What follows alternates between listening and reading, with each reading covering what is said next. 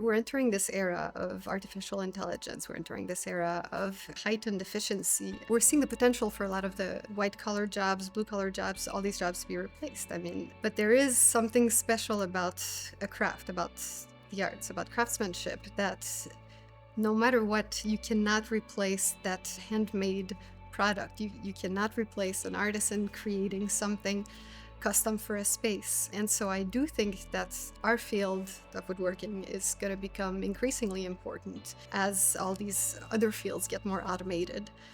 We can also say that woodworking as a craft has been evolving towards kind of an art. So I guess the boundaries between the craft and the art form are being more and more blurred. If art is meant to be a representation of our lived experience as a society, then we certainly want women to be a part of that, because we're a big chunk. So just having something like this to make you feel confident coming in, that you don't have to have all this existing knowledge, you don't have to have all the traditionally gendered knowledge and skills, and you can just kind of come in and learn it from the ground up. I think that was a perfect example of how Sam Beauford helped support that. The idea of finding something that speaks to you, it's absolutely life-changing. So if we can offer this life-changing opportunity to literally 50% more people, think about how meaningful it is for all these individuals that get to access that otherwise wouldn't have.